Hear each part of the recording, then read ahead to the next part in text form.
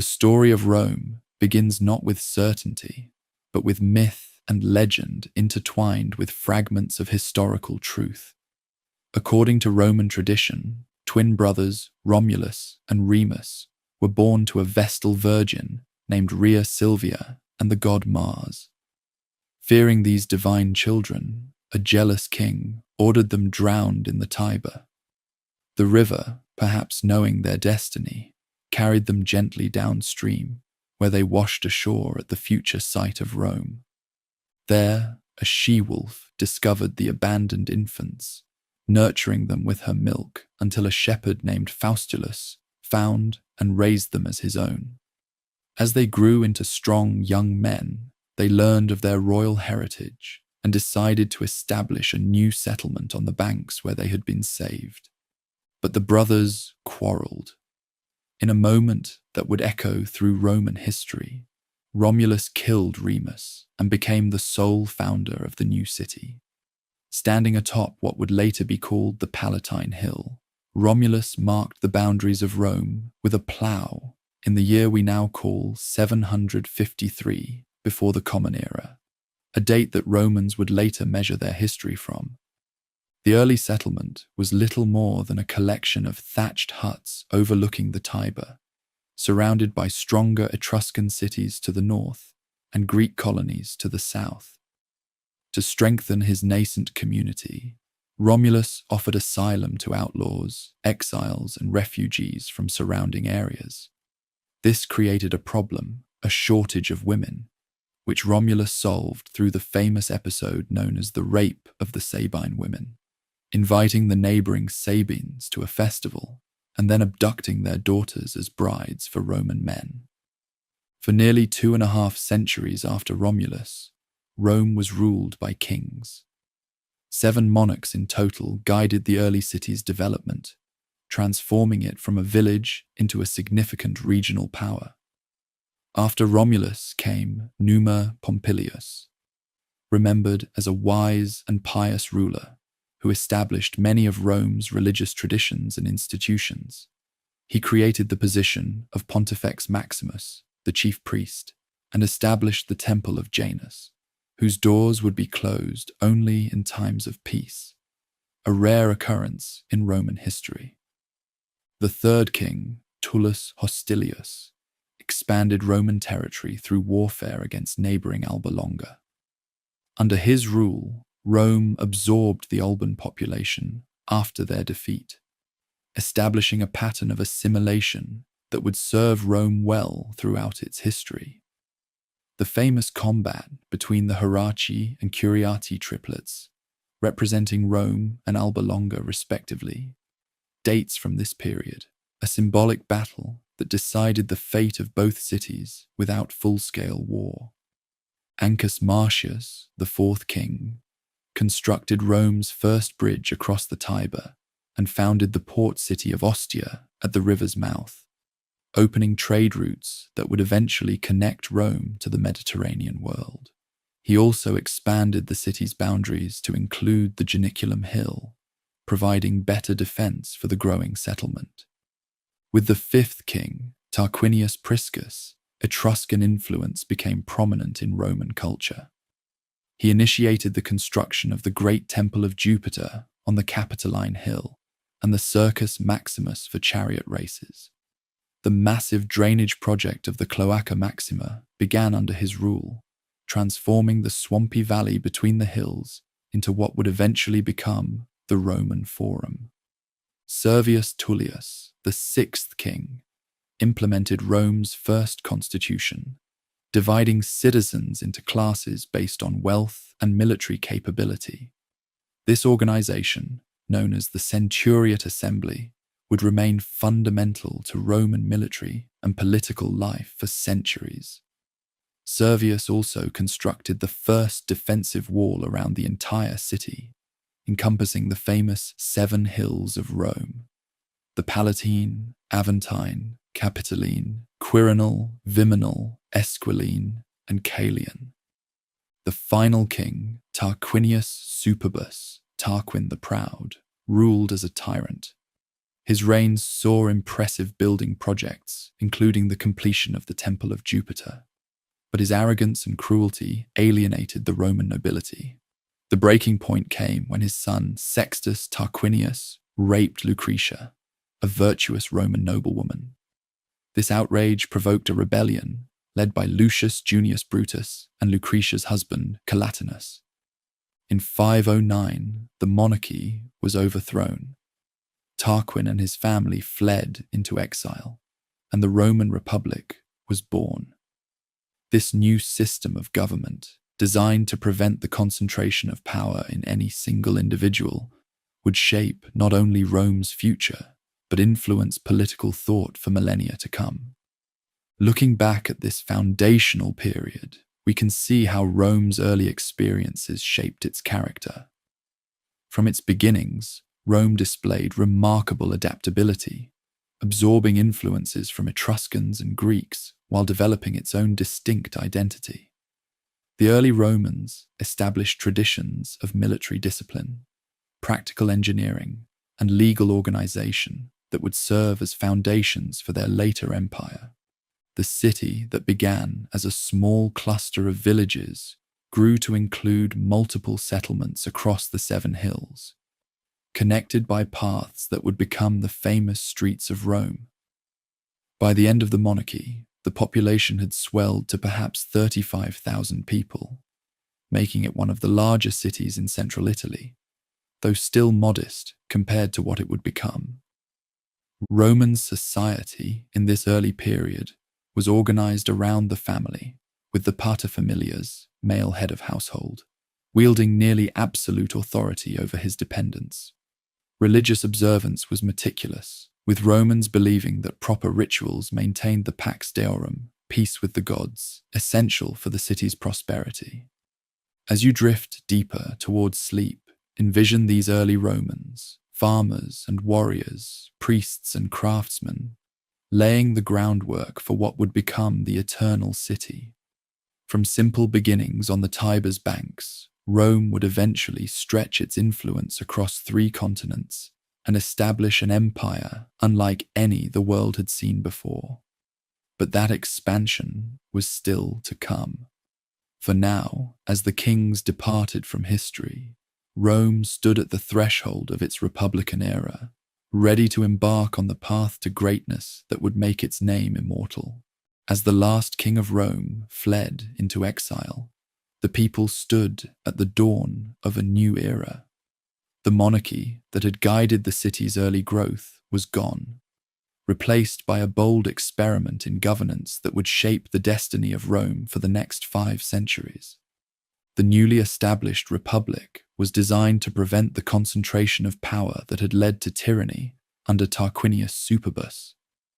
2 annually elected magistrates called consuls replaced the king, each able to veto the other's decisions.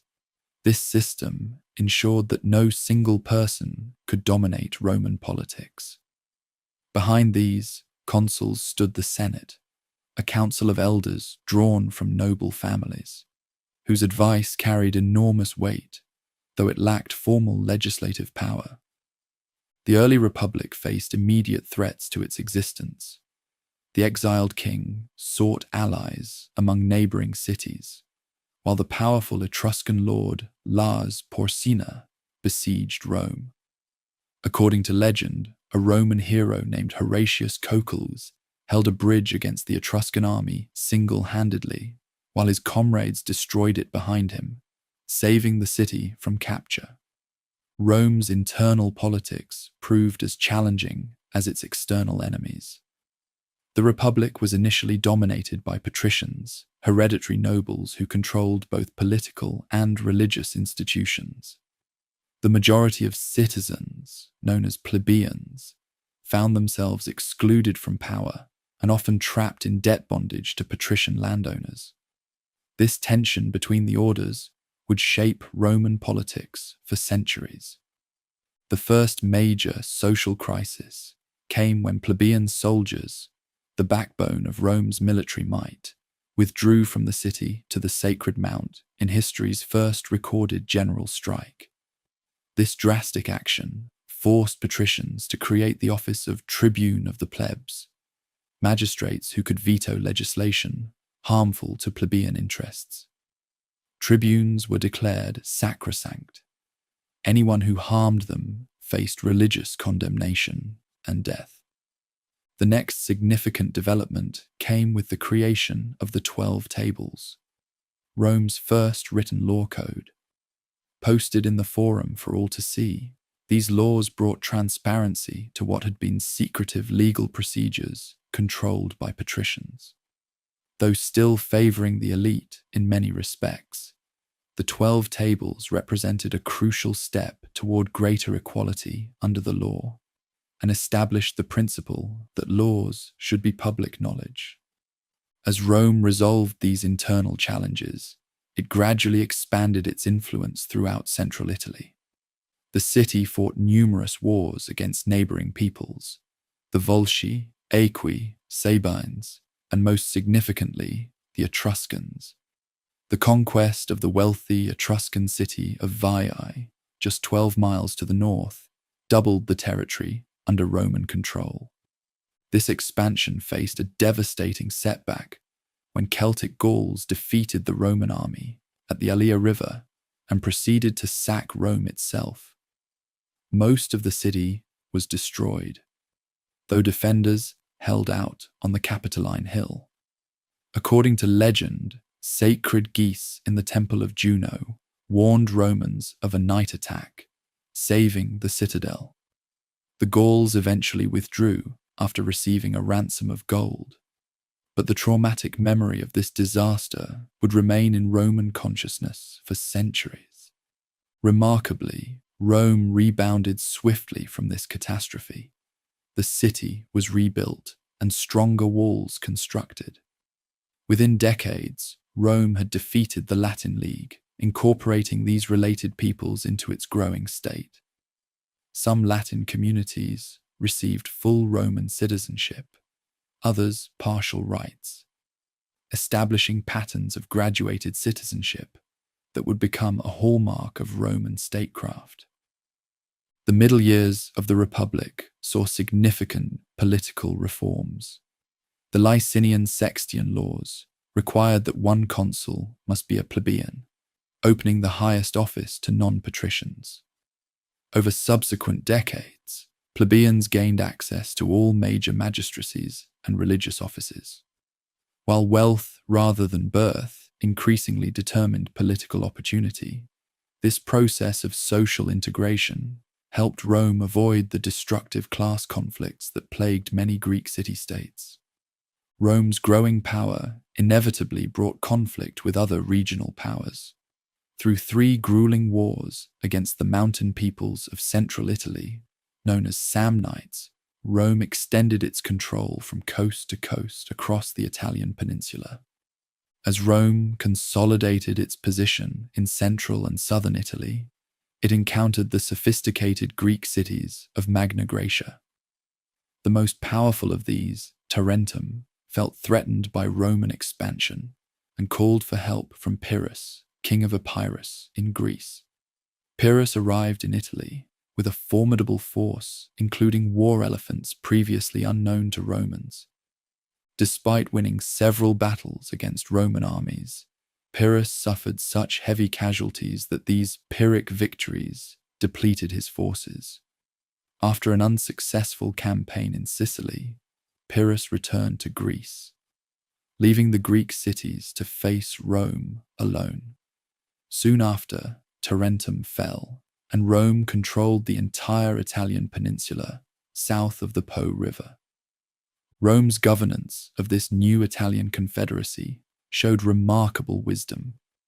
While maintaining firm control of foreign policy and military affairs, Rome allowed allies to retain local autonomy.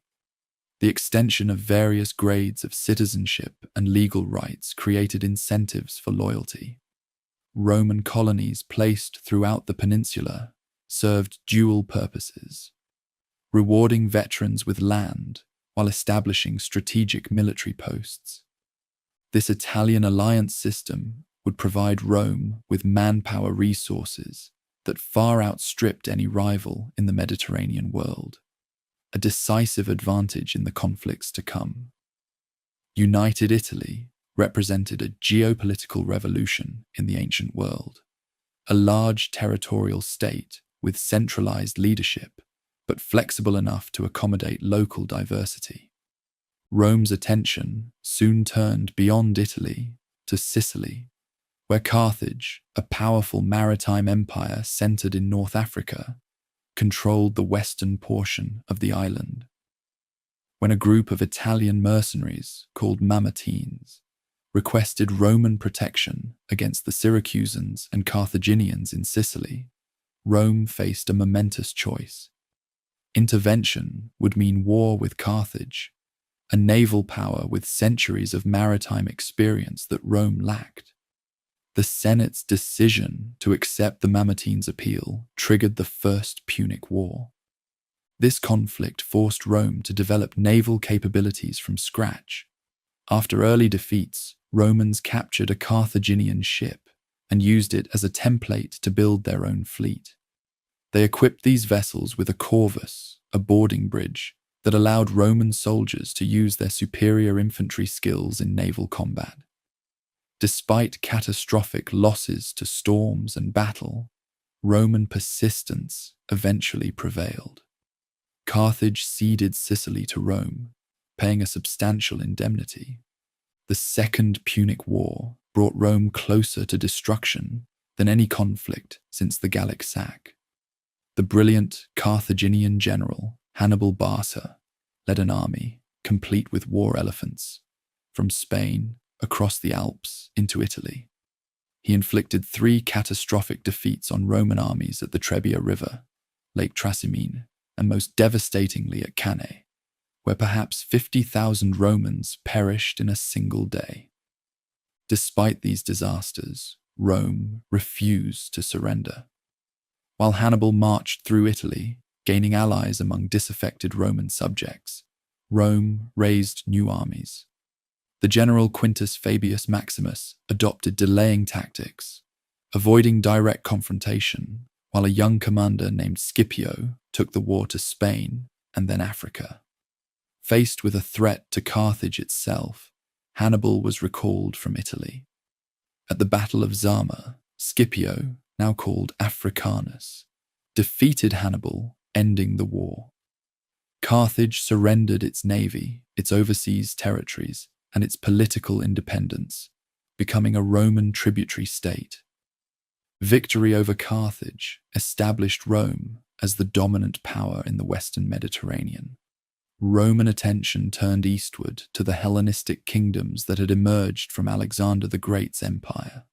The Roman legions defeated King Philip V of Macedonia and subsequently overcame the Seleucid king Antiochus III at Thermopylae and Magnesia. The ancient kingdom of Macedonia was divided into 4 republics under Roman supervision. Greece itself came under direct Roman rule. The same year, a Third Punic War ended with the complete destruction of Carthage. These conquests transformed Roman society profoundly. Enormous wealth flowed into Italy from the new provinces, enriching the state treasury and private individuals. Slaves captured in war became abundant, changing the nature of Italian agriculture as small farms gave way to large estates worked by slave labor. Many displaced rural citizens migrated to Rome, creating social tensions in the crowded capital. The republican political system, designed for a small city-state, struggled to administer a vast Mediterranean empire. Governors sent to rule provinces often exploited their positions for personal gain. Successful generals commanded the loyalty of their troops, creating potential threats to civilian authority.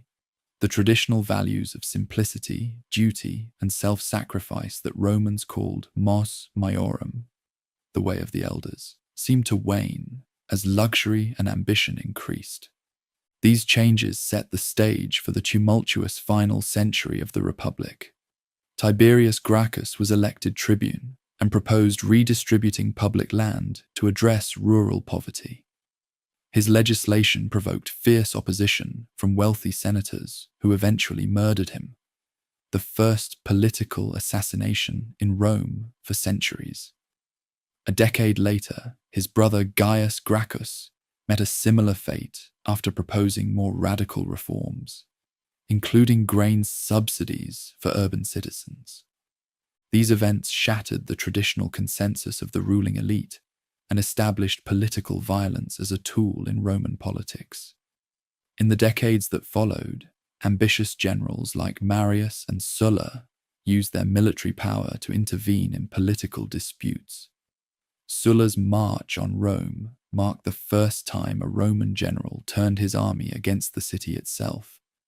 After defeating his rivals in a bloody civil war, Sulla had himself appointed dictator and conducted systematic purges of his enemies through proscription lists, public postings naming those to be killed, and their property confiscated. Though Sulla eventually retired, his actions created a dangerous precedent. Three powerful men, Pompey, Crassus, and Julius Caesar, formed an unofficial coalition known as the First Triumvirate to dominate Roman politics. Caesar secured command in Gaul, where his brilliant campaigns conquered modern France and briefly invaded Britain, earning him unprecedented wealth, military experience, and popularity. When the alliance fractured, the Senate aligned with Pompey against Caesar.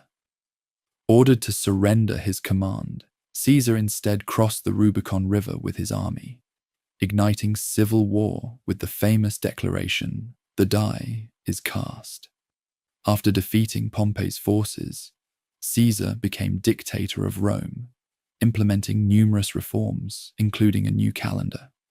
His increasing honors and lifetime dictatorship alarmed Republicans who saw him as aspiring to monarchy.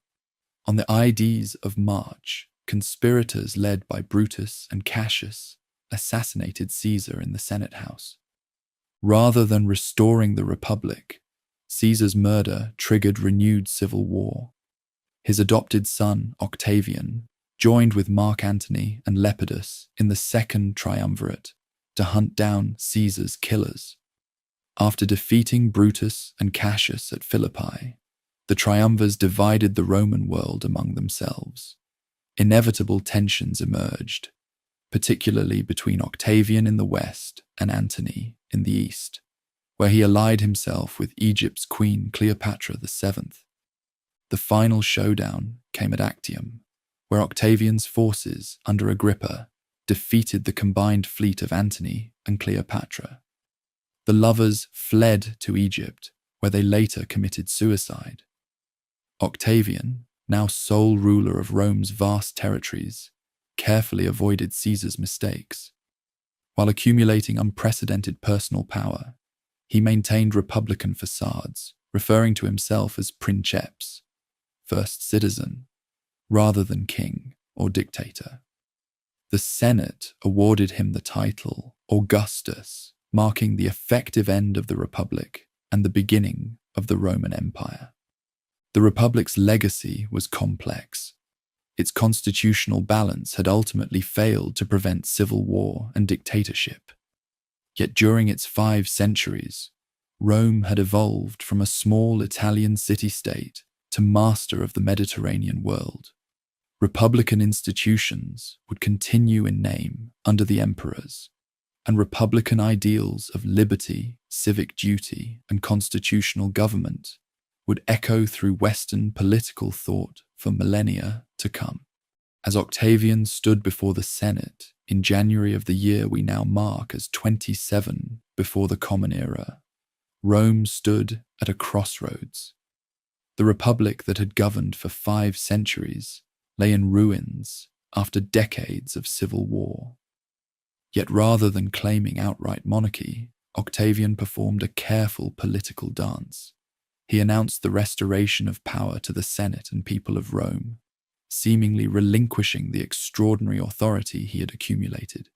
The Senate, filled with his supporters, responded by granting him the name Augustus, a title with religious overtones suggesting one who is revered or sacred. they also awarded him a carefully assembled package of powers: command of key provinces where legions were stationed, tribunician authority, giving him veto power, and numerous other privileges.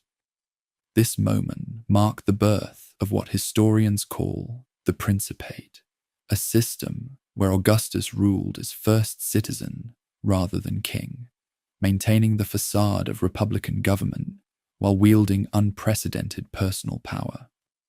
Augustus would rule for 41 years, establishing patterns that would define Roman imperial governance for centuries.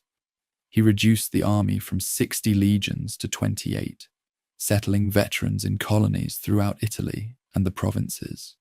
He reformed the tax system, established a postal service, created firefighting cohorts, and organized a permanent police force in Rome. His building projects transformed the capital, so much so that he famously boasted of finding Rome a city of brick and leaving it a city of marble.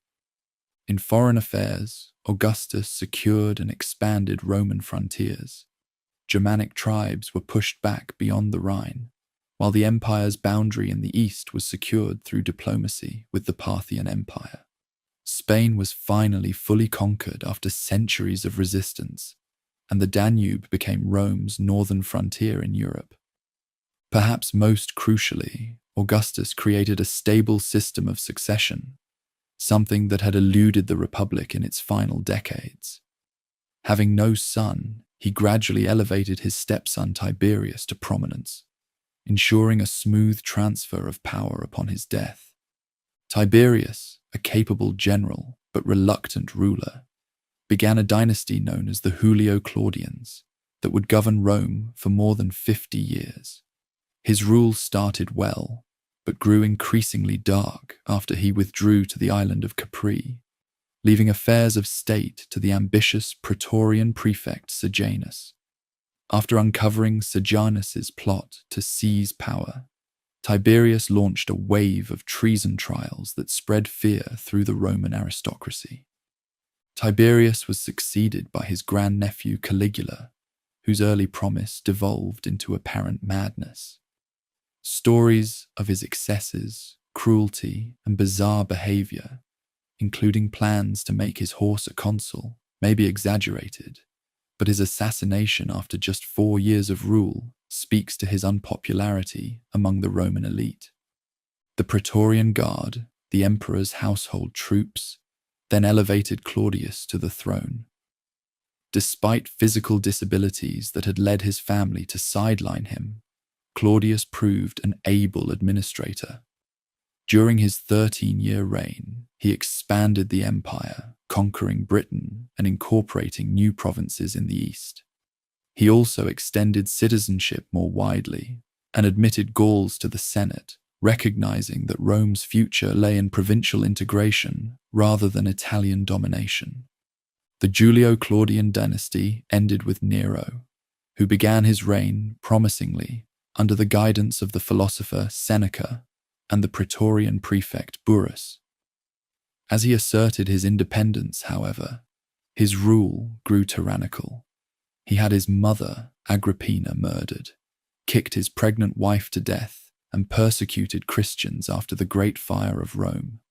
Rising unpopularity led to revolts, and Nero committed suicide, reportedly lamenting, "What an artist dies in me." Nero's death ushered in chaos known as the Year of 4 Emperors. In quick succession, the generals Galba, Otho, and Vitellius claimed the throne, each overthrown by military revolt. Finally, Vespasian, commanding the Eastern legions, emerged victorious, establishing the Flavian dynasty. Vespasian brought stability back to the empire during his 10-year reign. A man of humble origins with a practical approach to governance, he restored fiscal responsibility after Nero's extravagance. His greatest architectural legacy was beginning construction of the Flavian Amphitheatre, better known today as the Colosseum, built on the site of Nero's opulent palace as a gift to the Roman people. His eldest son, Titus, succeeded him, just months before Mount Vesuvius erupted, destroying the cities of Pompeii and Herculaneum. Titus handled this and other disasters, including a fire in Rome, with such compassion that he was widely mourned when he died after just 2 years of rule. The final Flavian emperor was Domitian, whose 15-year reign witnessed significant military activity along the Danube frontier and in Britain. While an effective administrator, his autocratic tendencies alienated the Senate. His assassination brought the Flavian dynasty to an end. The Senate then selected one of its own members, the elderly Nerva, as emperor. With no natural heir and limited military support, Nerva adopted the popular general Trajan as his successor, establishing a pattern of adoptive succession that would serve Rome brilliantly for nearly a century. Trajan, born in Spain, became the first emperor from outside Italy. His 19-year reign saw the Roman Empire reach its greatest territorial extent. He conquered Dacia, roughly modern Romania, incorporating its gold mines into the empire. His most ambitious campaign annexed Armenia, Mesopotamia, and parts of Parthia, briefly extending Roman rule to the Persian Gulf. Though some of these eastern conquests would be abandoned by his successor, they represented the high watermark of Roman expansion. Beyond military glory, Trajan was celebrated for his domestic policies. His extensive building programs included a massive forum in Rome and projects throughout the provinces.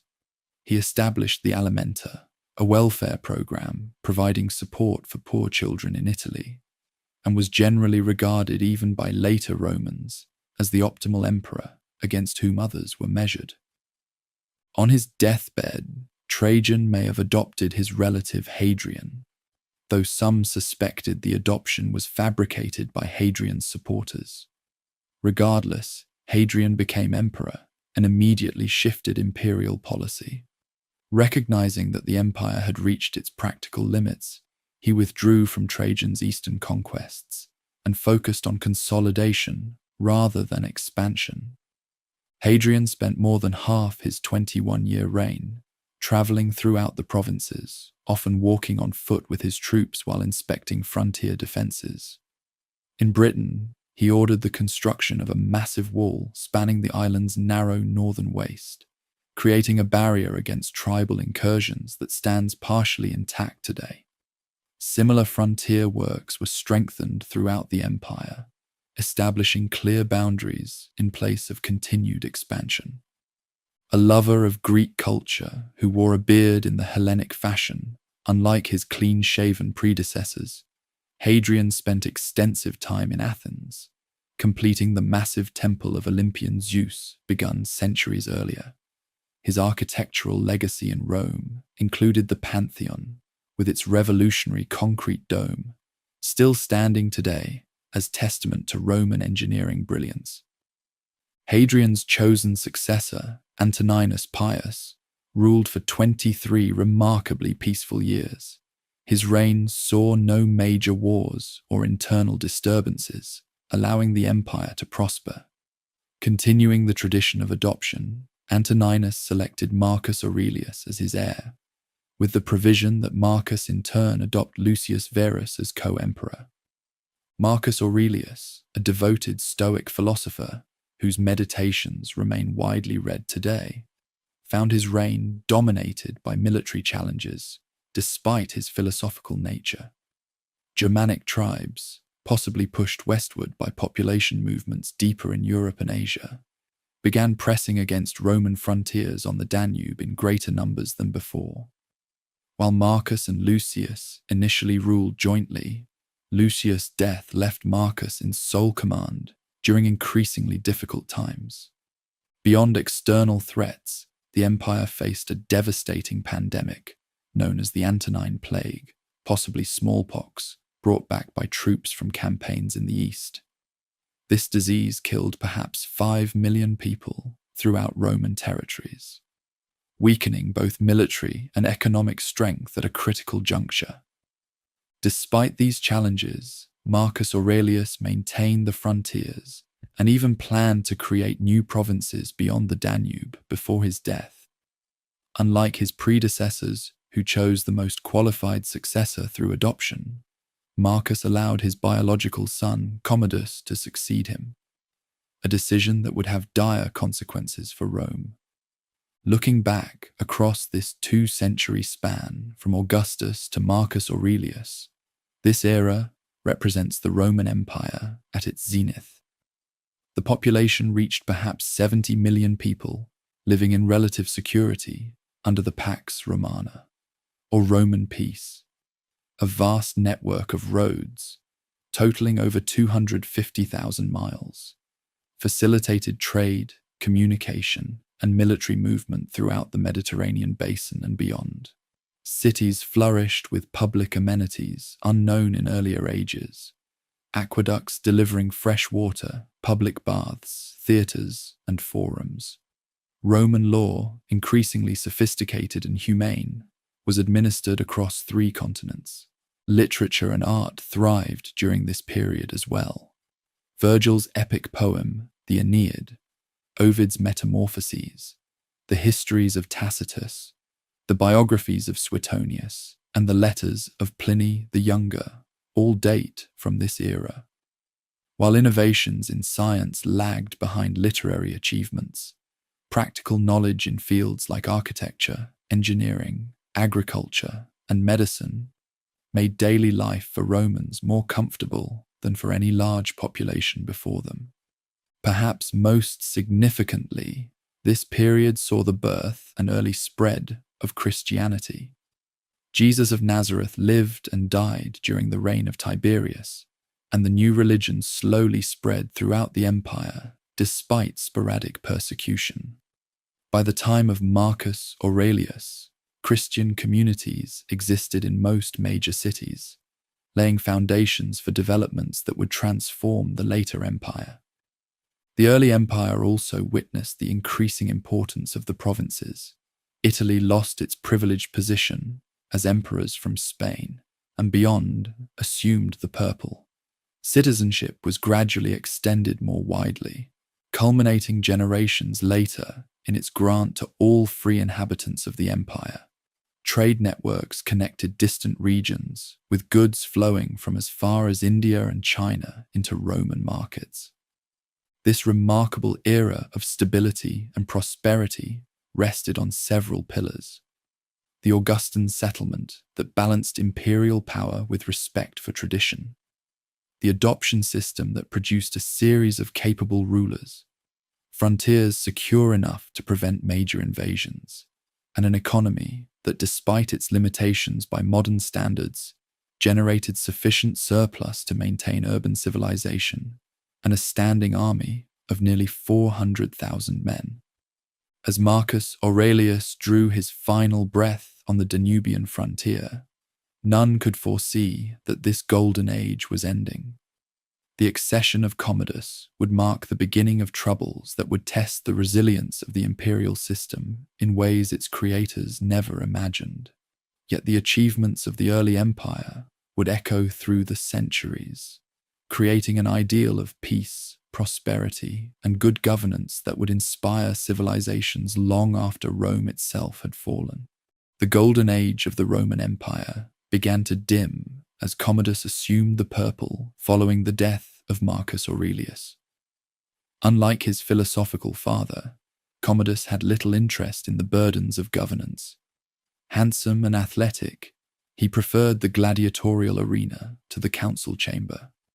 He often fought in staged combats, charging the imperial treasury enormous sums for his appearances, and boasting of thousands of victories against opponents who dared not defeat him.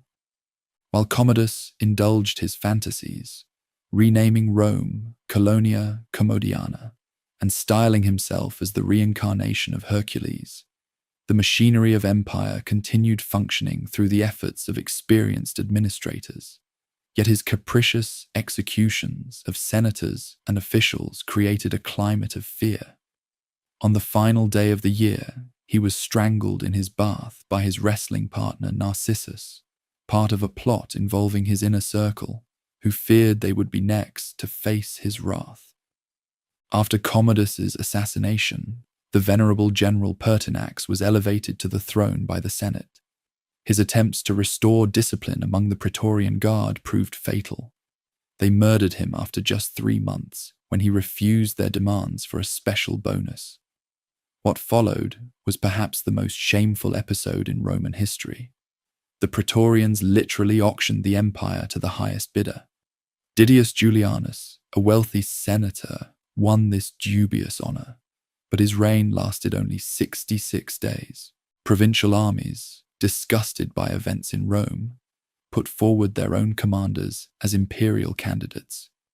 From this chaos emerged Septimius Severus, commander of the Pannonian legions, who marched on Rome, disbanded the disgraced Praetorians, and established a new dynasty.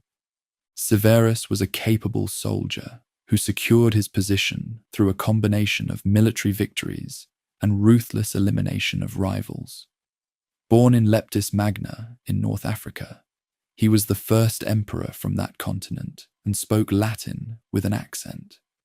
His reign brought significant changes to Roman governance, particularly the increasing militarization of the administration and greater reliance on equestrians rather than senators for key positions.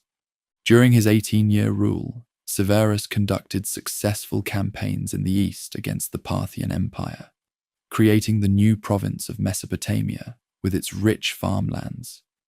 He also traveled to Britain to strengthen Hadrian's Wall and campaign against the Caledonians in Scotland. It was there, in the northern outpost of Eboracum, modern York, that he died, reportedly advising his sons to enrich the soldiers and scorn everyone else. Those sons, Caracalla and Geta, were intended to rule jointly, but their hatred for each other made cooperation impossible. Within a year, Caracalla had his brother murdered in their mother's arms and ordered a damnatio memoriae, erasing Geta from official records and monuments. Caracalla then embarked on a reign of terror against his brother's supporters. Despite his cruelty, Caracalla issued one of the most significant edicts in Roman history, the Constitutio Antoniniana, granting Roman citizenship to all free men within the empire. While partially motivated by a desire to increase tax revenue, this decree formalized the evolution of Rome from city-state to universal empire, where citizenship was defined by law rather than ethnic origin. Caracalla was assassinated while campaigning in the east, stabbed to death by a soldier as he relieved himself along a road. The Severan dynasty continued through a series of rulers connected by the remarkable women of the family, particularly Julia Maesa, sister-in-law of Septimius Severus, who engineered the rise of her grandsons Elagabalus and later Alexander Severus. Elagabalus scandalized Rome with his religious devotion to the Eastern Sun, god whose name he bore, attempting to make this cult supreme over traditional Roman worship. His alleged effeminacy, including reports that he married a male charioteer, further alienated traditional Romans. After 4 years, the Praetorians murdered him and threw his body into the Tiber. Alexander Severus, just 13 when he ascended the throne, ruled under the regency of his mother Julia Mamaea. His 13-year reign attempted to restore good relations with the Senate and traditional values, but military challenges were mounting. A new Persian dynasty, the Sassanids, had replaced the Parthians and posed a greater threat in the east. Meanwhile, Germanic tribes increased pressure on the Rhine and Danube frontiers. When Alexander negotiated with Germanic tribes rather than fighting them, his troops mutinied and proclaimed Maximinus Thrax, a giant former shepherd from Thrace, as emperor. Maximinus represented a new type of emperor, a soldier of humble origins with little education or refinement, who rose through military merit alone. Though an effective general, His harsh taxation to fund military campaigns made him deeply unpopular with civilians. The Senate, desperate to restore their influence, supported a revolt led by the elderly governor Gordian and his son in Africa. When they were quickly defeated, the Senate appointed two of their own members, Pupienus and Balbinus, as co-emperors. Maximinus marched on Italy, but was murdered by his own troops as they besieged Aquileia. The Senate's appointees were themselves soon killed by the Praetorian Guard, who elevated the 13-year-old Gordian III, grandson of the earlier claimant. This dizzying sequence of emperors and usurpers inaugurated what historians call the crisis of the 3rd century. Over the next few decades, at least 26 men claimed the imperial title, most ruling for just a few years before meeting violent ends. The Roman world seemed to be unraveling as the imperial office became the prize in an endless, destructive military lottery. External threats compounded the internal chaos. The Emperor Decius and his son died fighting Goths at the Battle of Abritus, the first Roman emperor to fall in battle against foreign enemies. The Emperor Valerian suffered an even worse fate, captured alive by the Sassanid Persian king Shapur I, and allegedly used as a human footstool before being skinned after death and stuffed as a trophy. With central authority collapsing, the empire began to fragment. In the west, a Gallic empire encompassing Gaul, Britain, and parts of Spain broke away under a succession of local rulers. In the east, the desert trading city of Palmyra under Queen Zenobia established control over provinces from Egypt to Asia Minor. Economic crisis accompanied political disintegration as the currency was repeatedly debased to pay the armies, triggering severe inflation. It seemed Rome's 1,000-year story might be approaching its end. Yet even in this darkest hour, resilient structures and capable individuals emerged to pull the empire back from the brink. The turning point came with the accession of Claudius II Gothicus. In his brief 2-year reign, he defeated Gothic invaders in the Balkans so decisively that he earned the title Gothicus. Though he died of plague, his work was continued by Aurelian, acclaimed by his troops following Claudius's death. Aurelian's 5-year reign earned him the title Restorer of the World. He defeated the Palmyrene Empire, bringing Queen Zenobia to Rome in golden chains for his triumph. He then recovered the breakaway Gallic provinces, reunifying the empire. To protect Rome itself from barbarian raids, he built a massive new wall circuit that still stands partially intact today. He reformed the currency and established an official sun cult that attempted to provide religious unity. Aurelian's assassination, based on a secretary's false claim that the emperor planned to execute several officers, threatened to unravel his achievements. Several short-lived emperors followed before Carus established a brief dynasty.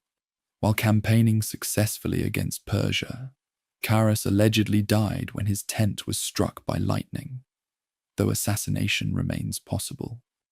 His son Numerian was murdered by his Praetorian prefect Aper while returning from the Persian campaign. At Numerian's funeral, the assembled officers acclaimed Diocletian, a cavalry commander of humble Dalmatian origin, as emperor. Diocletian immediately executed Aper personally, fulfilling a prophecy that he would become emperor after killing the boar, Aper in Latin. With Diocletian's accession, the crisis period finally ended. Though the empire had survived, it was profoundly transformed. The old Augustan Principate, with its careful balance of republican forms and imperial power, was gone. In its place stood a more overtly autocratic system, where the emperor was increasingly seen as a remote, sacred figure rather than first among equals. Military needs now dominated all aspects of governance. The army had nearly doubled in size to face multiple frontier threats, consuming an ever larger share of the state's resources. Taxation had grown heavier and more systematic to support these forces. The distinction between Italy and the provinces had largely vanished as the entire empire shouldered similar burdens. Yet despite the trauma of the 3rd century crisis, important cultural developments continued. This period saw the rise of Neoplatonism through philosophers like Plotinus, whose mystical vision of reality would deeply influence later Christian thought. Christianity itself spread widely during these troubled decades, offering spiritual solace and community in uncertain times. The religion that had once been a persecuted minority was becoming a major force in Roman society. Roman law continued to evolve, with jurists like Ulpian and Papinian refining legal concepts that would influence civilizations far beyond Rome's eventual fall.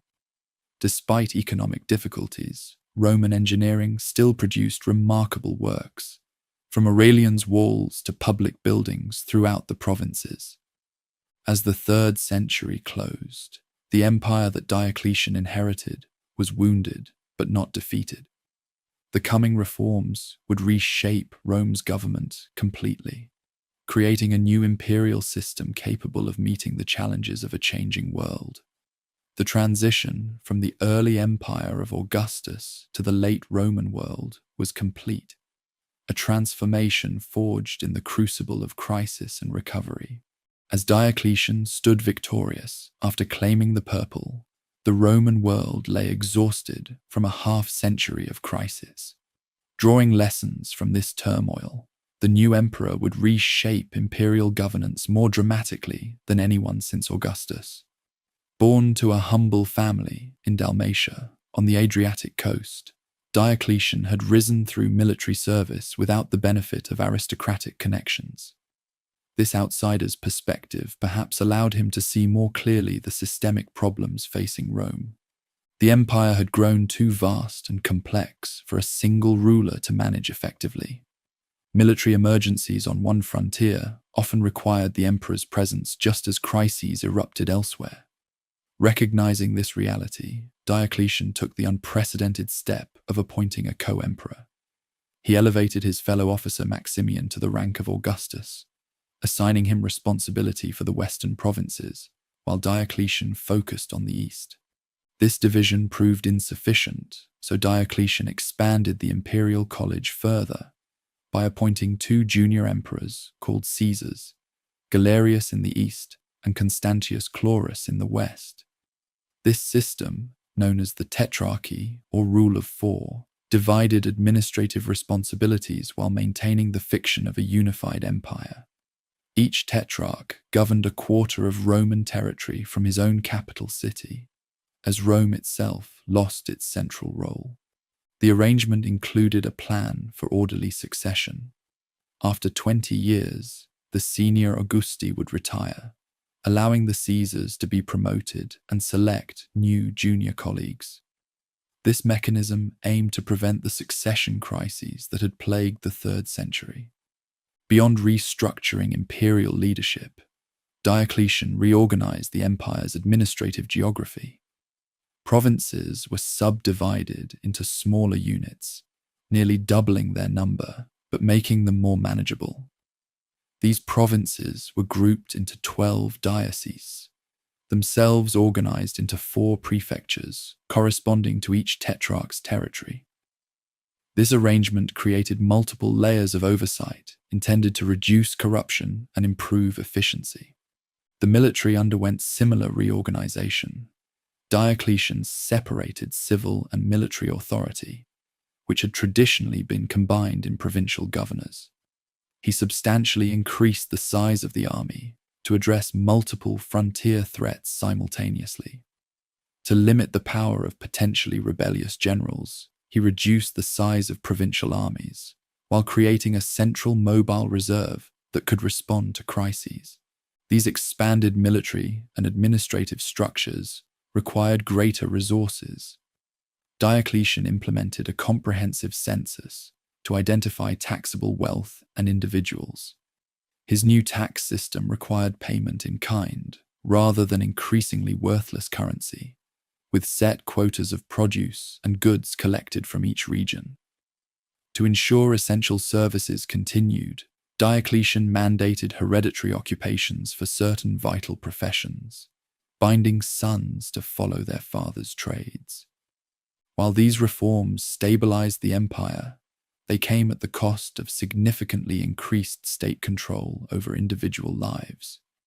The free market economy of the early empire gave way to a more regulated system where the state's needs took precedence over private initiative. The distinction between honestiores and humiliores, higher and lower classes, became more pronounced, with different legal standards applied to each. Diocletian also attempted to address economic instability through his edict on maximum prices, which set price ceilings for thousands of goods and services throughout the empire. Though well-intentioned, this measure proved impossible to enforce and was ultimately abandoned. In religious matters, Diocletian initially showed tolerance, but later launched what became known as the Great Persecution against Christians. This final and most severe attempt to suppress Christianity included the destruction of churches, confiscation of scripture, and execution of clergy. Despite its intensity, the persecution varied by region and failed to halt Christianity's spread.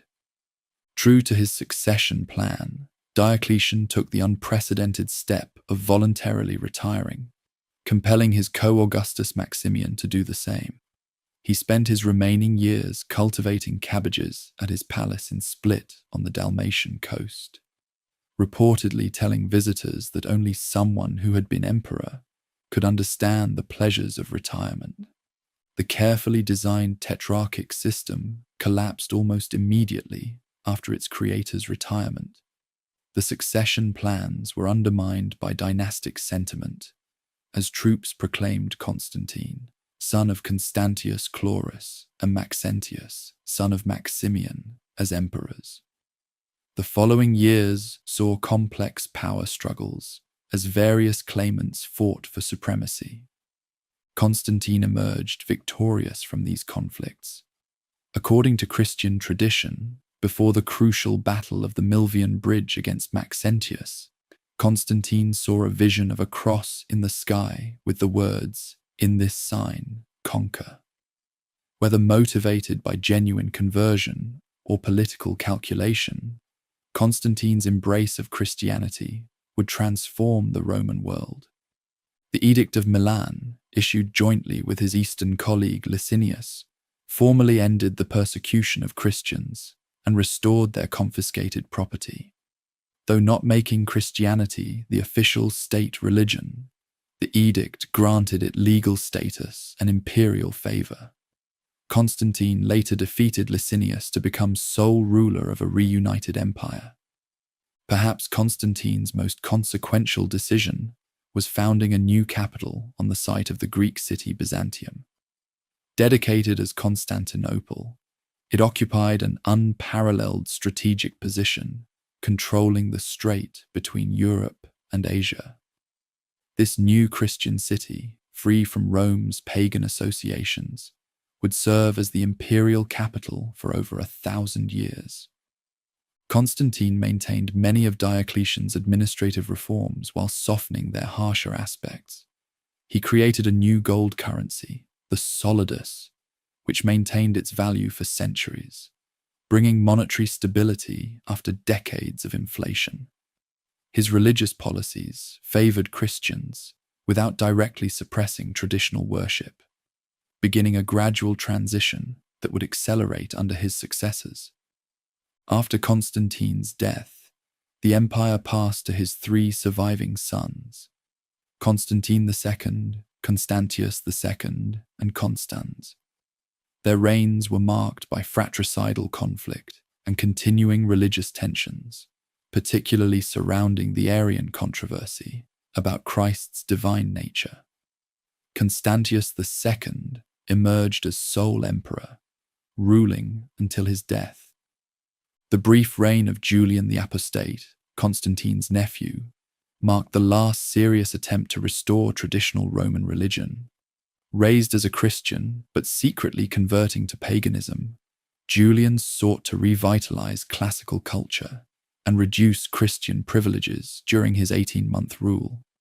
His death fighting the Persians ended this religious counter-revolution.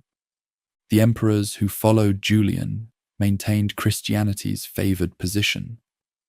Under Theodosius I, Christianity became the official state religion. The Edict of Thessalonica established Nicene Christianity as the empire's sole legitimate faith, while subsequent edicts closed pagan temples and prohibited traditional sacrifices. The millennium-old religious traditions that had sustained Rome since its founding were now officially abandoned. Theodosius faced significant external challenges beyond religious matters. His predecessor Valens had suffered a catastrophic defeat at Adrianople against Gothic forces, with perhaps 2/3 of the eastern field, army destroyed, and Valens himself killed. This battle demonstrated the growing military threat posed by Germanic peoples seeking land within the empire.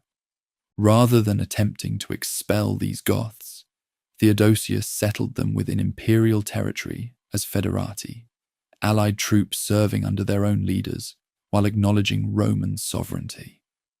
This pragmatic solution provided needed manpower, but increased the influence of semi-autonomous Germanic groups within Roman borders.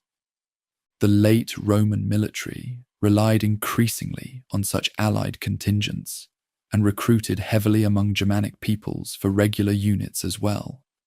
The stereotype of effete Romans hiring barbarians to fight their battles is oversimplified. Many Romans still served, and many barbarians were thoroughly Romanized.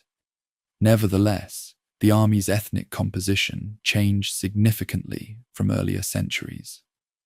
Social and economic developments during this period reflected the empire's transformation. Christianity reshaped cultural values, emphasizing otherworldly salvation over classical civic virtues. The urban middle classes declined as imperial service and large agricultural estates dominated economic life. Cities shrank within defensive walls as their classical monuments were cannibalized for building material or converted to Christian use. Yet amid these changes, remarkable cultural achievements continued. This era saw the flowering of patristic literature as Christian thinkers like Ambrose, Jerome, and Augustine developed sophisticated theological and philosophical systems that would influence Western thought for centuries. In law, the Theodosian Code compiled imperial legislation, creating a systematic legal reference that preserved Roman jurisprudence for future generations. Upon Theodosius's death, the empire was divided between his sons, Arcadius in the east and Honorius in the west. Though theoretically temporary, this division would prove permanent. While the eastern and western courts maintained the fiction of a unified empire, they increasingly pursued separate interests and faced different challenges.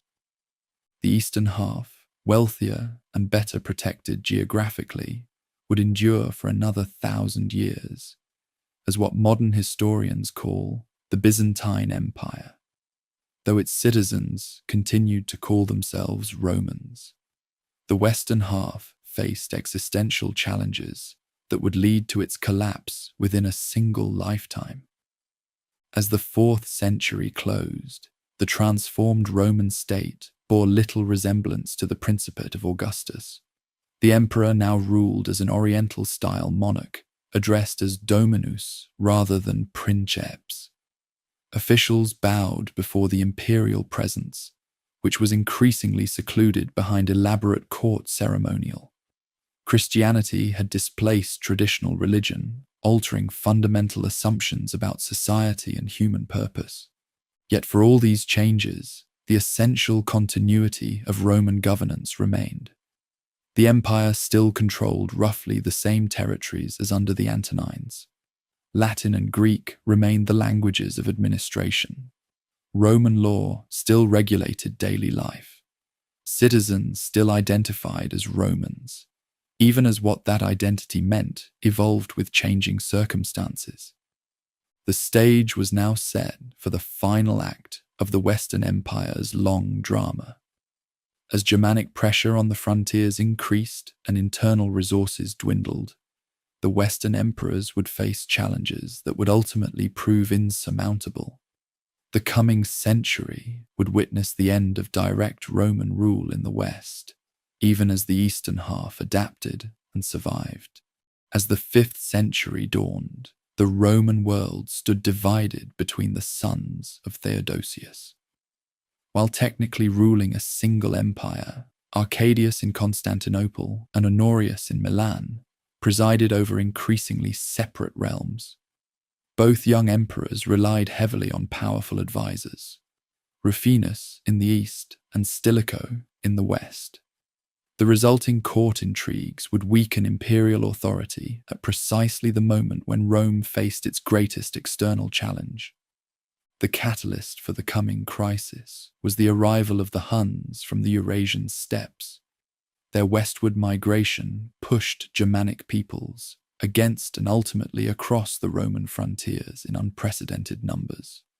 The most immediate threat came from the Goths, who, after the death of their leader Fritigern, united under an ambitious new king named Alaric. Alaric's Goths settled within the empire as federati since their victory at Adrianople, felt mistreated by imperial authorities. When their demands for better terms were rebuffed, they revolted and began moving through the Balkans, alternately negotiating with and threatening both Eastern and Western imperial courts. Stilicho, himself of partial Vandal ancestry, but thoroughly Roman in culture and loyalty, handled the Gothic threat with a combination of military action and diplomacy. However, his efforts were undermined by suspicion from both imperial courts, each fearing he sought to control the entire empire. After Stilicho's execution on charges of treason, the Western Empire lost its most capable defender. With Stilicho gone, Alaric saw opportunity. He invaded Italy and accomplished what had not happened in 8 centuries, the sack of Rome itself. Though the Goths remained in the city only 3 days and the damage was relatively contained, the psychological impact on the Roman world was immense. Jerome, writing in Bethlehem, lamented that the bright light of all the world was put out, and the whole world perished in one city. After Alaric's death, shortly after the sack, the Goths moved into Gaul and eventually settled in Aquitaine as Roman federates. Meanwhile, other Germanic peoples had crossed the frozen Rhine during a particularly harsh winter, pouring into Gaul and eventually Spain. These included Vandals, Sueves, and Alans, who established their own territories within nominally Roman provinces. The Western imperial government, now based in Ravenna, for better security than Rome, struggled to respond to these multiple incursions. Increasingly, real power rested with the master of soldiers, the supreme military commander, rather than the emperor himself. For nearly 2 decades, that position was held by Flavius Aetius, sometimes called the last of the Romans. While Aetius worked to maintain what remained of Roman authority in Gaul, a new threat emerged in North Africa. The Vandals under their king, Gaiseric, crossed from Spain to Africa, conquering the wealthy provinces that had long supplied Rome with grain. By seizing Carthage, they established a powerful kingdom and built a fleet that would dominate the Western Mediterranean. As these settlements of Germanic peoples within the empire were unfolding, the Western Empire faced its most fearsome opponent, Attila the Hun. Having already ravaged the eastern provinces and defeated imperial armies, Attila turned westward, invading Gaul. Aetius cobbled together a coalition of Roman forces and Germanic federates, including Visigoths, that confronted the Hunnic army at the Battle of the Catalonian Plains. This desperate defense halted Attila's advance in Gaul. The following year, Attila invaded Italy. Rome seemed doomed until an embassy led by Pope Leo I somehow persuaded the Hun to withdraw. While later accounts would attribute this to divine intervention, practical factors likely included disease in Attila's army, food shortages in ravaged Italy, and possibly bribes from Constantinople. Attila's death shortly after this campaign and the subsequent collapse of Hunnic power gave Rome a brief respite. That same year, however, court intrigue led to the murder of Aetius on the orders of Emperor Valentinian III. The emperor himself was assassinated by Aetius's supporters months later, ending the Theodosian dynasty in the West. What followed was a rapid succession of short-lived emperors, many mere puppets of powerful military commanders. Majorian, who ruled for just a few years, represented the last serious attempt to restore Roman power in the West. His efforts to rebuild the military and recover North Africa from the Vandals ended with his defeat and execution. After Majorian, Western emperors controlled little beyond Italy itself, with various Germanic kingdoms establishing effective independence in former provinces. In Spain, the Sueves controlled the northwest, while Visigoths expanded their territory from Aquitaine. In Gaul, Burgundians ruled the southeast, while Franks gradually increased their power in the north. Britain, abandoned by imperial forces decades earlier, had developed its own post-Roman society increasingly influenced by Saxon settlers. By the later decades of the 5th century, the Western emperors had become irrelevant to most of the former provinces. Real power in Italy rested with the military commander Ricimer and, after his death, with his successors Gundobad and finally Orestes. Orestes installed his young son Romulus as emperor, though the boy exercised no actual authority. Germanic troops in Italy, mainly from the Scyrian and Herulian tribes, demanded permanent land grants similar to those given to federates in other provinces. When Orestes refused, they rallied behind Odoacer, a German officer in Roman service. Odoacer overthrew Orestes and deposed Romulus, ending the charade of imperial rule in the West. In a pragmatic solution, Odoacer sent the imperial regalia to Emperor Zeno in Constantinople, signaling that a separate Western emperor was unnecessary. He requested and received the title of patrician, governing Italy nominally as Zeno's viceroy, but effectively as an independent king. Romulus, still a teenager, was permitted to retire to a country estate with a generous pension, an unexpectedly merciful end for a deposed ruler. This moment is traditionally marked as the fall of Rome, or more accurately, the end of the Western Roman Empire. Yet for people living through these events, there was no dramatic collapse. Many of the structures of Roman life continued under new management. Germanic kings issued laws based on Roman models, maintained some form of tax system, and often employed Roman administrators. Several factors contributed to the Western Empire's failure to withstand the pressures that its Eastern counterparts successfully navigated. The West faced more exposed land frontiers and more frequent invasions. Its economy had been less urbanized and more agrarian than the East's, even in better times. The wealthy provinces of North Africa and parts of Gaul that had sustained Western finances were lost to Vandals and Visigoths, creating a spiral of declining resources. Western emperors also suffered from a deficit of legitimacy compared to their Eastern colleagues. The constant civil wars and rapid turnover of rulers undermined confidence in imperial authority. After the sack of Rome, the psychological foundation of empire, the belief in Rome's eternal destiny, was severely damaged in the West. Yet even as direct imperial rule faded, Romanitas, Roman culture and identity, endured. Latin remained the language of administration and literacy.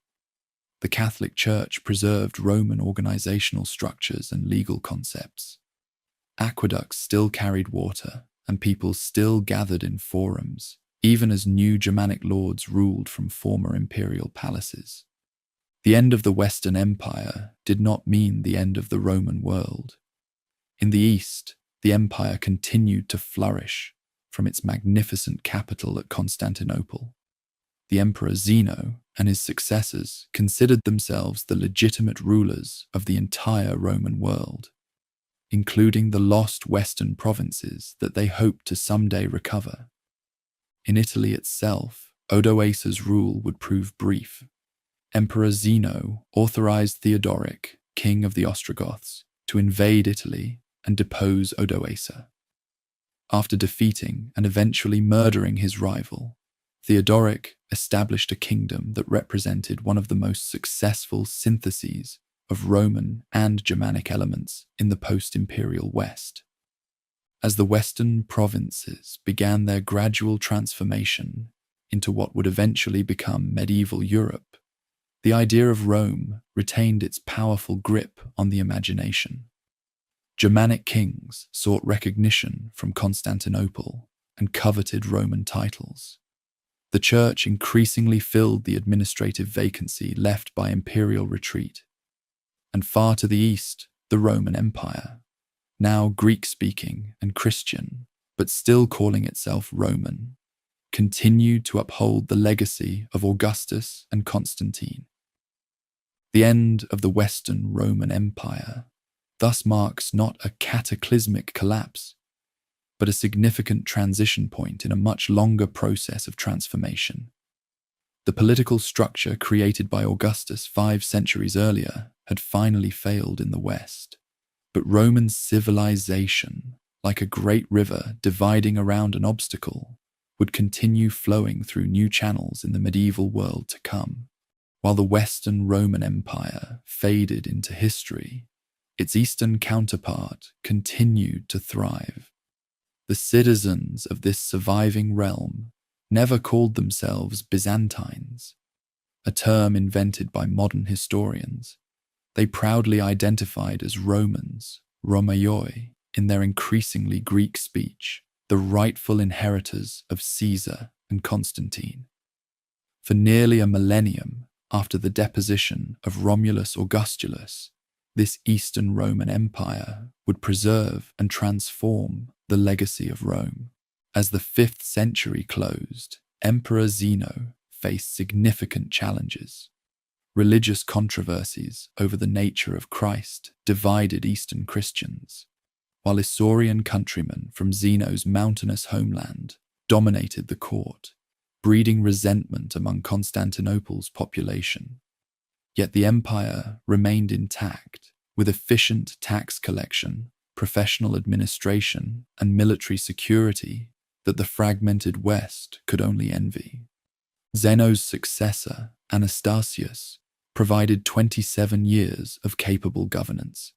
His careful financial stewardship replenished the treasury, while his construction of the long walls protected Constantinople's landward approaches. Though religious tensions continued during his reign, Anastasius maintained the empire's position against Sassanid Persia, its traditional rival in the east. The golden age of the Eastern Roman Empire arrived with the accession of Justinian I. Born to Latin-speaking peasants in the Balkan provinces, Justinian married the remarkable Theodora, whose journey from actress of questionable reputation to imperial consort scandalized conservative circles, but brought a shrewd and determined partner to the throne. Justinian's ambition was nothing less than the restoration of imperial unity. he dispatched his brilliant general Belisarius to recover North Africa from the Vandals. Belisarius accomplished this mission with remarkable speed and efficiency, returning the wealthy grain-producing region to imperial control. Emboldened by this success, Justinian authorized the invasion of Ostrogothic Italy. The Italian campaign proved far more difficult. What was planned as a swift reconquest became a 20-year struggle that devastated the peninsula. Though imperial forces eventually prevailed, capturing Ravenna and defeating the last Gothic resistance, the cost was enormous. Italy, once the heart of Roman power, lay economically ruined. Parts of Spain were also recovered, but Justinian's dream of full Western restoration remained elusive. These military campaigns stretched imperial resources already strained by war with Persia. The situation worsened when bubonic plague reached Constantinople, killing perhaps 40% of the city's inhabitants and spreading throughout the Mediterranean basin. This demographic catastrophe reduced tax revenues and military recruitment, creating fiscal problems that would plague Justinian's successors. Despite these challenges, Justinian's reign witnessed remarkable achievements. The magnificent church of Hagia Sophia, with its revolutionary dome spanning 108 feet, remains one of the world's architectural marvels. Even more enduring was the Corpus Juris Civilis, a comprehensive compilation and reform of Roman law that preserved classical legal principles for future generations. This legal code would eventually form the basis of many European legal systems and represents one of Rome's most significant legacies to the modern world. After Justinian's death, the empire entered a difficult period. His successor, Justin II, lost much of Italy to the Lombards, while warfare with Persia drained resources. Subsequent emperors, Tiberius II and Maurice, maintained imperial defenses, but struggled with diminishing resources. Maurice's attempts to reform the military led to his overthrow and execution by the usurper Phocas. The 7th century brought unprecedented challenges to the empire. Under Shah Khosrow II, Persia launched massive invasions, capturing Syria, Palestine, Egypt, and much of Anatolia. Jerusalem fell, and the true cross, most sacred of Christian relics, was carried to the Persian capital as a trophy. Persian forces reached the Bosporus opposite Constantinople itself. In this moment of supreme crisis emerged one of Rome's greatest emperors. Heraclius, who had overthrown the tyrant Phocas, personally led the imperial counterattack. In a series of brilliant campaigns, he drove deep into Persian territory, forcing a peace that restored all lost provinces and the true cross. This stunning reversal appeared to secure Rome's eastern frontier permanently. Yet even as Heraclius celebrated his triumph, a new power was emerging in the Arabian desert. United by the prophet Muhammad and inspired by the new faith of Islam, Arab armies erupted into Roman and Persian territories with astonishing speed. The exhausted Persian Empire collapsed entirely, while Roman forces suffered a crushing defeat at the Battle of Yarmouk. Within a decade, Syria, Palestine, and Egypt, provinces that had been Roman for over 6 centuries, fell under Islamic rule. This catastrophic loss of territory transformed the empire. The remaining realm became more compact, centered on Constantinople, Western Asia Minor, and the southern Balkans. Greek definitively replaced Latin as the language of administration, while the empire took on a more explicitly Christian character. Modern historians often mark this 7th century transformation as the transition from the Eastern Roman to the Byzantine Empire, though contemporaries saw no such division. Despite these massive territorial losses, the empire adapted and survived. The theme system, reorganizing provinces into military districts where soldier farmers defended their own lands, proved an effective response to constant Arab raids. Greek fire, a mysterious incendiary weapon that could burn even on water, gave imperial fleets a crucial advantage in defending Constantinople. When Arab forces besieged Constantinople itself on two separate occasions, the formidable defences held firm. The failure of these sieges marked a turning point, preserving the empire as a Christian bulwark in the eastern Mediterranean and saving much of Europe from Islamic conquest. The 8th and early 9th centuries brought controversies over religious imagery, known as the iconoclastic period. Emperors from Leo III to Theophilus banned veneration of icons, viewing them as dangerously close to idol worship. This policy divided society and strained relations with Rome and other Western Christians who continued to use sacred images. The restoration of icons healed these divisions and ushered in a period of cultural and intellectual revival. Under the Macedonian dynasty, founded by Basil I, the empire regained its strength. Agricultural production increased, cities revived, and military fortunes improved. Emperors like Nikephoros Phocas and John Tzimiskes recaptured territories in Syria, while Basil Sen earned the sobriquet Bulgar Slayer for his ruthless campaigns that brought all the Balkans under imperial rule. This resurgent Rome, albeit Greek in language and culture, represented the most powerful, wealthy, and sophisticated society in the Christian world. Constantinople, with perhaps 500,000 inhabitants, dwarfed the modest towns of Western Europe.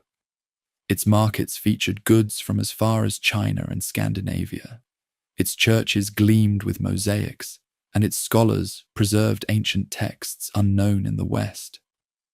Yet beneath this golden facade, structural weaknesses were developing. The free peasantry that had formed the backbone of the theme armies gradually lost land to expanding aristocratic estates.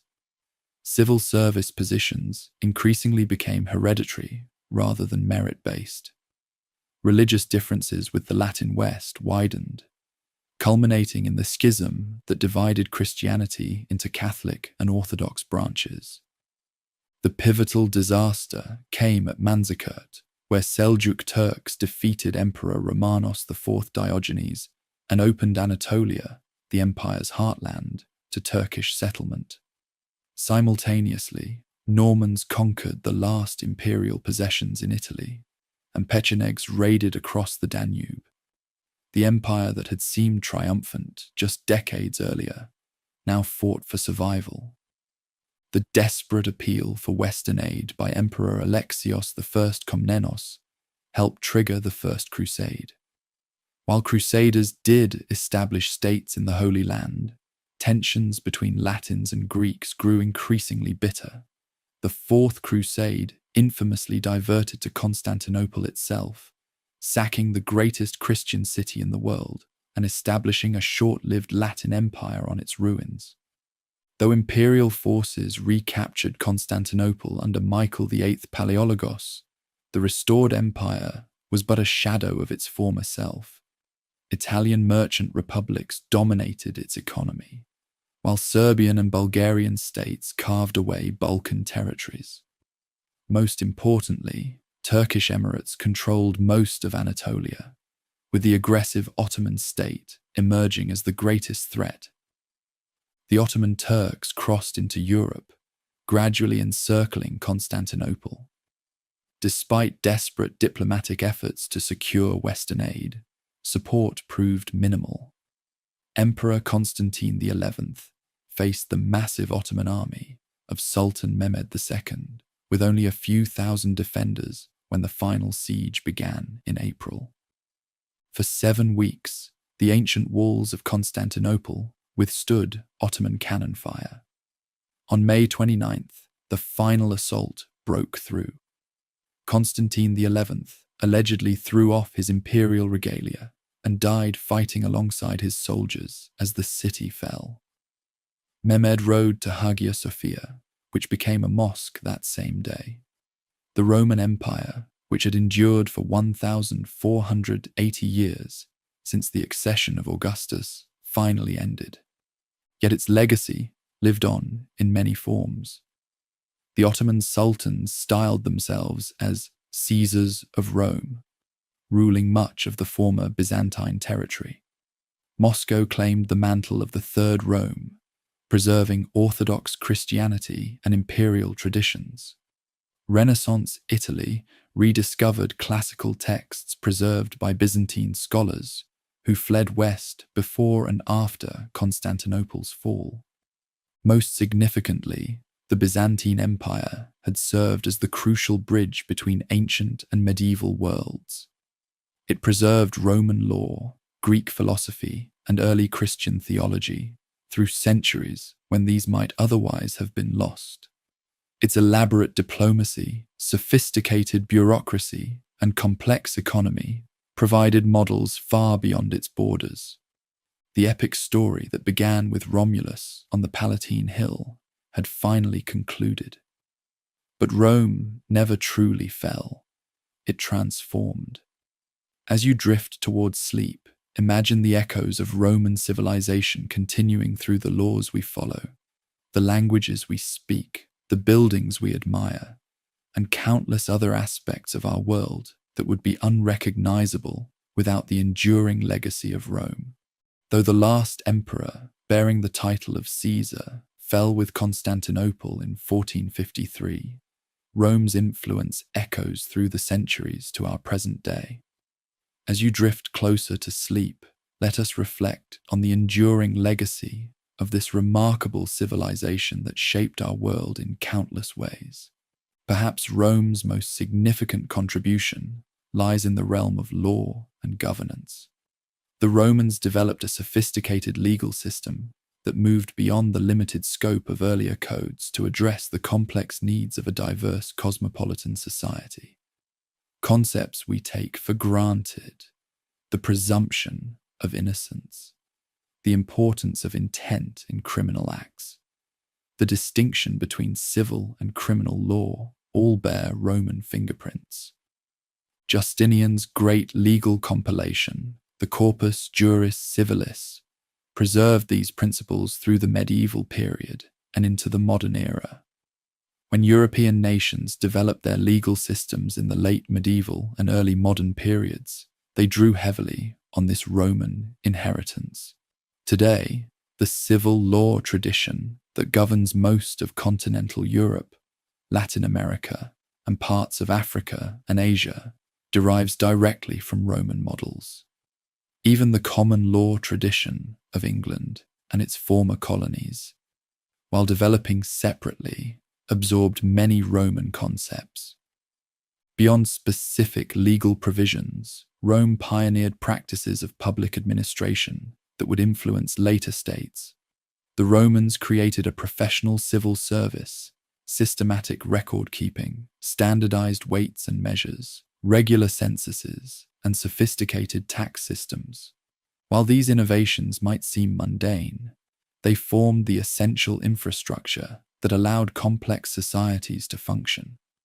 The very idea of citizenship, a formal legal status conferring rights and responsibilities, owes much to Roman practice. Rome's gradual extension of citizenship to conquered peoples offered a path to integration that helped sustain the empire for centuries. This model of earned inclusion, though imperfectly implemented, provided an alternative to the strict ethnic exclusivity that characterized many ancient states. In the realm of language and literature, Rome's impact remains inescapable. Latin, the speech of rustic farmers on the Tiber's banks, became the lingua franca of Western civilization for over a millennium. Though no longer spoken as a first language, Latin's descendants, the Romance languages, including Spanish, Portuguese, French, Italian, and Romanian, are native tongues for nearly 1 billion people today. Even languages not directly descended from Latin bear its influence through centuries of borrowing. English, though Germanic in its basic structure, derives roughly 60% of its vocabulary from Latin, either directly or through French. Scientific, legal, and technical terminology throughout the world remains predominantly Latin-based, providing a common vocabulary across linguistic boundaries. Roman literature established forms and themes that would resonate through Western literary tradition. Virgil's epic Aeneid became a touchstone for later poets from Dante to Milton. Ovid's inventive mythological narratives in the Metamorphoses influenced Shakespeare and countless other writers. Cicero's rhetoric provided models for political oratory, while Seneca's philosophical works and tragedies shaped Renaissance drama. The letters of Pliny and the histories of Tacitus continued to influence how we understand the purpose and methods of these genres. The physical legacy of Rome remains equally impressive. Roman engineering transformed the Mediterranean landscape with an infrastructure network of unprecedented scale. Many Roman roads still form the basis of modern highways, their carefully planned routes proving optimal even with today's technology. Aqueducts built by Roman engineers continued to supply water to cities like Segovia in Spain into the 20th century. Roman architectural innovations, particularly their refinement of the arch, vault, and dome, made possible buildings of scale and permanence previously unimaginable. Their development of concrete allowed for structures that have endured 2 millennia of earthquakes, floods, and warfare. The Pantheon in Rome, with its perfect dome featuring an oculus open to the sky, remains one of the world's architectural marvels, inspiring buildings from the Renaissance to the present day. In military affairs, Rome's legacy is similarly profound.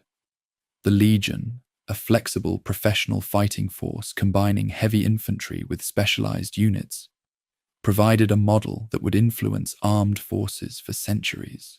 Roman emphasis on discipline, training, engineering, and logistics, rather than mere courage or numbers, set standards that later successful armies would emulate.